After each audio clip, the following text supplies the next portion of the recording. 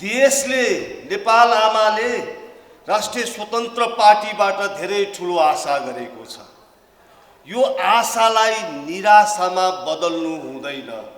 त्यसैले तपाई हामी विशिष्ट हुनुपर्दछ, तपाई हामी एक्जाम्पल हुनुपर्दछ, तपाई हामी रोल मोडेल हुनुपर्छ। हिजो मात्र एउटा रोल मोडेल हुनेकोमा विम्बल्डनको चाहिँ त्यो बोइजहरु बल बोइज र बल गर्ल्सहरुको एक्सन हेर्दाखेरि मैले ठ्याक्क आज यो बुढानीलकण्ठ नगरपालिकाको नगर भेलामा एउटा कुरा भन्छु भनेर म आए। मैले खाली भन्न खोजेको आदरणीय साथीहरु, तपाईहरुमा क्ल्यारिटी हुनुपर्दछ। क्ल्यारिटी पार्टीले दिन्छ, के बोल्ने के नबोल्ने, के गर्ने के सेवा गर्ने भन्ने क्ल्यारिटी पार्टीले दिन्छ। तपाई हामीमा कमिटमेन्ट हुनुपर्दछ। त्यो बल बोइज र गर्लमा कति कमिटमेन्ट छ, अनि अर्को कन्फिडेन्स हुनुपर्दछ। कन्फिडेन्स के को लागि? यो राष्ट्रमा सेवा गर्नको लागि तपाईहरुमा क्ल्यारिटी, कन्फिडेन्स र कमिटमेन्ट भयो भने तपाई हामीले यो 2,94,00,000 नेपालीहरुले सोचे अनुसारको काम सम्पन्न हुन्छ। एउटा इस्यु फेरि उठाए, मलाई बहुत खुसी लागेको छ। मैले चुनावको बेलामा पनि बारामा भनेको थिएँ, मलाई मिटर ब्याजीहरुको भोट चाहिँदैन भनेको थिएँ।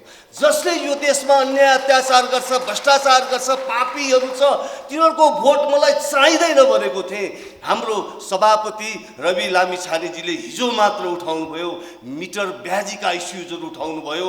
यदि मिटर ब्याजीहरु ती पीडितहरुको आवाज सुनिदैन, उनीहरुको चाहिँ घाउमा मलम लगाइदैन भने हामी सडकदेखि सदनसम्म हामी के गर्छौं? आवाज उठाउँछौं भन्नु हो। धन्यवाद छ। यसरी नै जित्ने हो, मानिसहरुको, दाजुभाइ दिदीबहिनीहरुको मन र मस्तिष्क दिने हो। अब अर्को एउटा इस्युज यो देशमा हामी सबैले उठाउनु पर्ने, सबैले 77 जिल्लामा घण्टी बजाउनु पर्ने इस्युज अहिले के छ भन्दाखेरि नागरिकताको चाहिँ नागरिक त्यो भुटानीहरुलाई, नेपालीलाई भुटानी बनाएर अर्को त्यो बालुवाटार जग्गा प्रकरणमा या जसले नीति बनाउँछ, जसले इन्स्ट्रक्सन दिन्छ, जसले घर भन्छ, तिनीहरुलाई इम्प्युनिटी, उन्मुक्ति पाउने, ती साना साना मान्छेहरुलाई मात्र कारबाही हुने देखिएको छ। मलाई विश्वास छ नेपाल प्रहरीले खुट्टा कमाउँदैन, मेरा नेपाल प्रहरीका साथीहरु, अनुसन्धान अधिकृतले खुट्टा कमाउँदैन, कमाइरहेको पनि छैन। र हामीले पनि पार्टी सभापतिज्यू रवि लामिछानेज्यू 77 जिल्लामा सडकबाट, सदनबाट जबसम्म यो मिटर ब्याजका पीडितहरुले चाहिँ न्याय पाउँदैनन्, हामीले आवाज बुलन्द गरिरहनुपर्छ भन्ने एउटा अनुरोध पनि गर्न चाहन्छु। अर्को धेरै कुरा यो देशमा कुशासनले व्याप्त भएको देशमा धेरै कुराहरू हामीले गर्नुपर्ने छ। समय कम छ।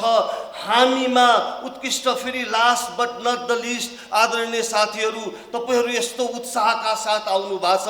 तपाईबाट मबाट गल्ती गर्ने छुट हुँदैन।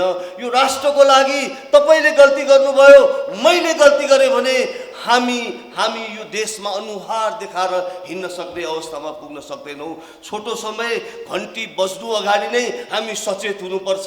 पहिले समयको बुरा गर्नुपर्दछ। धन्यवाद। जय घण्टी।